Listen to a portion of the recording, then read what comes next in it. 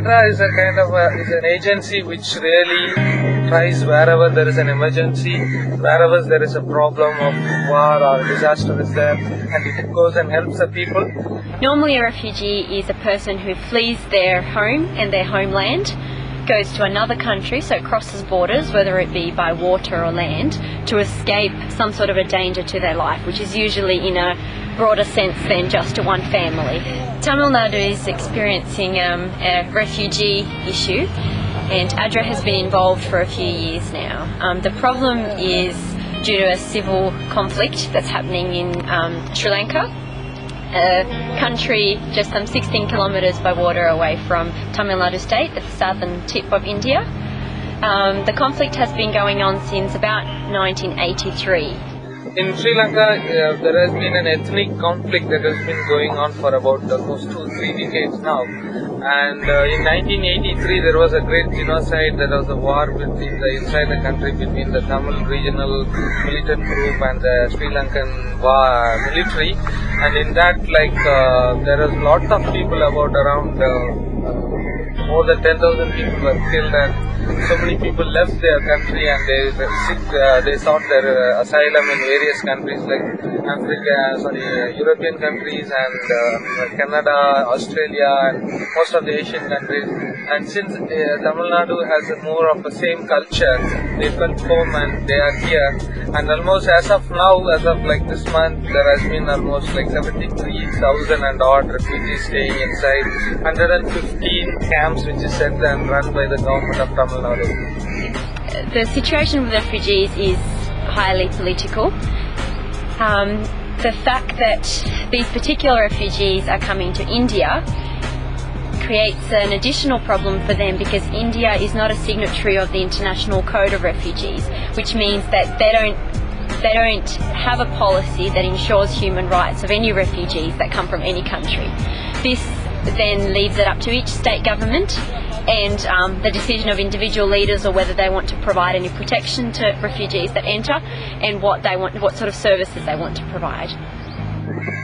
ADRA is one of the few NGOs that work with refugees, because not all the NGOs are permitted to work for the refugees, because it's a sensitive issue as far as Indian national security is concerned, so they don't entertain all the NGOs to work.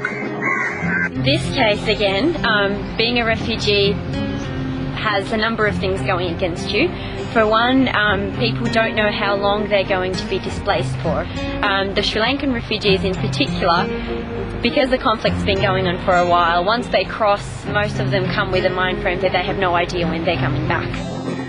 ADRA has established its own credibility by working with the people in the tsunami, and it has created models which is even in tsunami that has been an alternative livelihood model in many, especially in Kadalur district.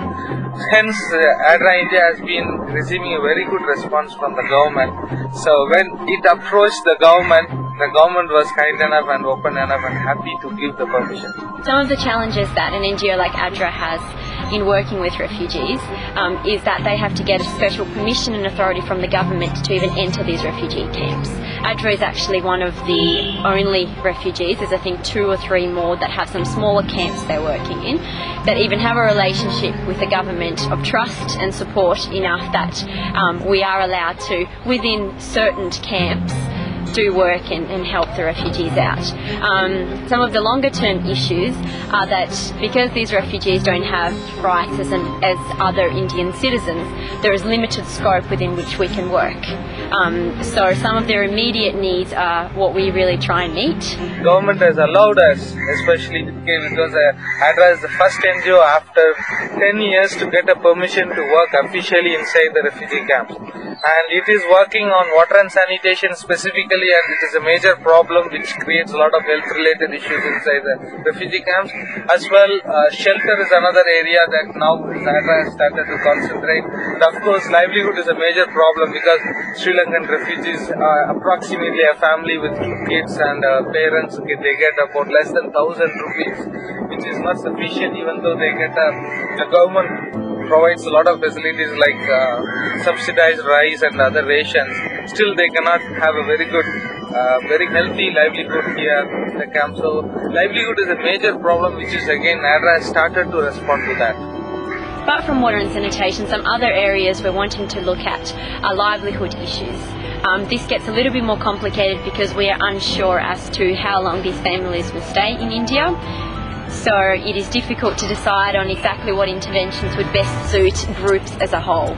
But we're looking at pursuing some. We're actually trialling a goat bank at the moment to see how some of the women can support goats, because it's something that can be short-term as well as longer-term income, especially for women. Challenges, yes, of course, there are many. Still, specifically to mention a few, there is a little bit of cultural problems with the displaced, especially working with the refugees. We need to understand them, and of course, building a trust on us has been a very great challenge. And once that has been created, it is a cakewalk for us now. And also another thing is there are a lot of dynamics that goes around with the displaced, and especially these refugee groups from because of various region and their association, their native places and their religious and the caste sentiments, which we are addressing to. The opportunity that comes with working with refugees is that it deals on some level directly with human dignity. A lot of these people have come, I guess, with a lot of shame, a lot of embarrassment, a lot of hurt that they won't speak to anyone about, including ourselves as an external body that comes in there. So it's quite an opportunity to get to know what is really going on in their minds, and to support, I guess, and empower them as individuals, not just to look after their physical needs, which is our first point of entry, but to really be able to develop them as individuals and to hopefully to restore some of the peace that they would have had before all this happened. Yeah, we are setting very many models for the government, and in fact that is creating a lot of policy influence on the government side. And we've found through this experience that you cannot overestimate the significance of having an open and transparent relationship with the government. That has been the sole reason that we've been able to enter these camps while a lot of other NGOs simply can't get their permits. So that's a real lesson learned from us. And you know that Indian government doesn't have any policy on refugees, or it doesn't have any legal legislations on refugees. So now they are there is an interest from the government side to create some policy, and our work is really helping them a lot. Where we are at the moment as ADRA India, we're looking at initiating some longer term activities, simply because the conflict has been going on for long enough that we think that these people will have some longer needs. But as you know that there are more than 2,500 families which require this kind of a support. Also on education and also on livelihood, there is a lot of support that is required, and especially if you know that the youths are very much in kind of being affected by these problems of lack of opportunities for their livelihood improvement. So it really creates a lot of problem for them in their future. UNHCR is at the moment not allowed to enter any of the camps, so ADRA actually has a unique opportunity to partner with UNHCR by providing some of the information that they're not able to get themselves.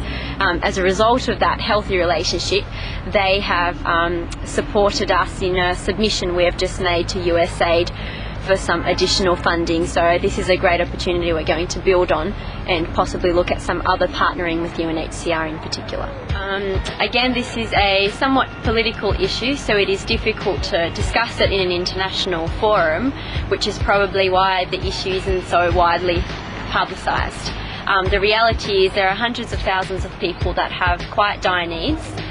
Beyond the immediate issues such as shelter and water and sanitation, which we're trying to meet in a number of these camps, there are further psychosocial and counselling issues, there are HIV related issues, there's a big one of livelihood, looking for employment beyond just day labourers, which is at best what's happening now.